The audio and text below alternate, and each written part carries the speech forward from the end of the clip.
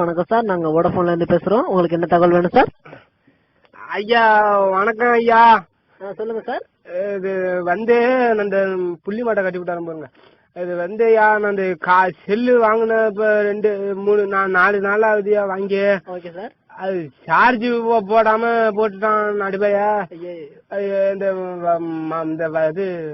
அந்த இதுல போட்டுட்டான் போல இருக்கியா அந்த செவுத்து மேல. அது மழை பெஞ்சு அப்படியே செல்லு உள்ள தண்ணி விட்டு என்ன வந்துன்னு தெரியலையா. அப்படின்னா நீங்க செல்லு வாங்கின கடையில தான் சார் கொண்டு கொடுத்து. அதான் கேளுங்க, கதையை முதல்ல கேளுங்க.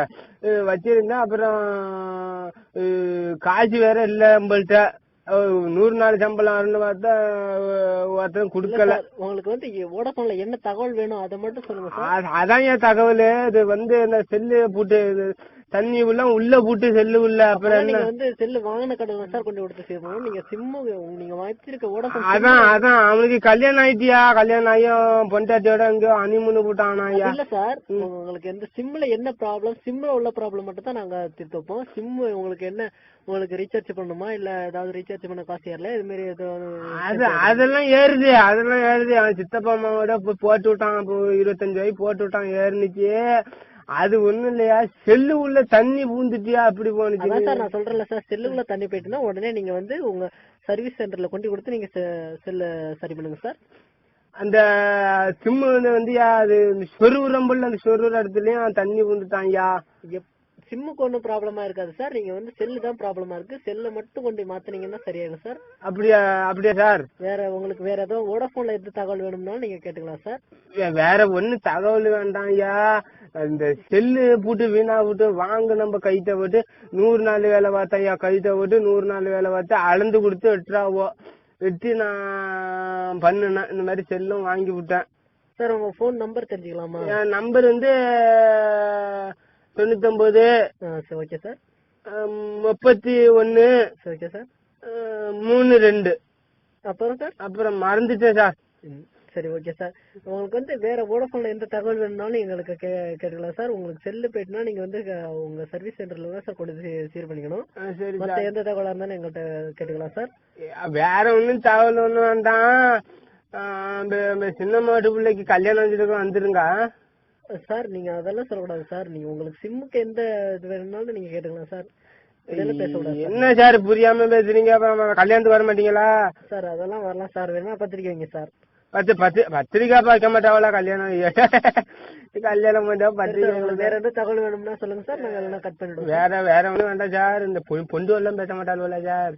அவங்களாம் பேச மாட்டாங்க சார். உங்களுக்கு வேற ஏதாவது தகவல் வேணும்னா மட்டும் கேளுங்க சார். இப்போதைக்கு தேவையில்லைன்னா நீங்க கட் பண்ணிடலாம் சார். அப்படி இல்ல சார், பொண்டு இருந்தா கொடுங்கலாம் பேசுவோம் சார். நீங்க ரொம்ப ஏதாவது ஓவரா பேசுறீங்க சார், அது மாதிரிலாம் பேசக்கூடாது சார். இல்ல சார், என் பொண்டாட்டியே மாதம் இதுக்கு போட்டாவோ, அழைச்சிட்டு போட்டாவோ. அழைச்சிட்டு கடலை போடலான்னு கேட்டேன். நீங்க கோச்சிக்கிட்டீங்களா? சரி வச்சிருங்க சார். ஏன் சார் நீங்க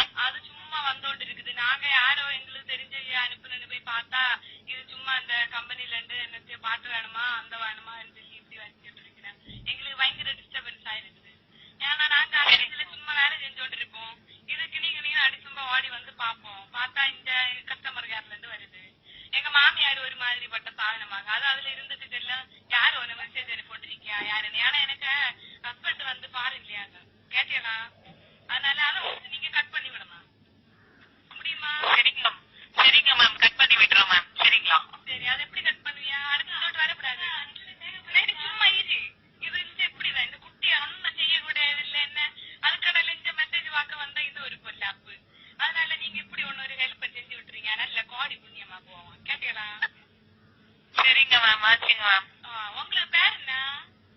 அஸ்வினி மேம். நல்ல எனக்கு குட்டியா பேர் அஸ்வினி தான்.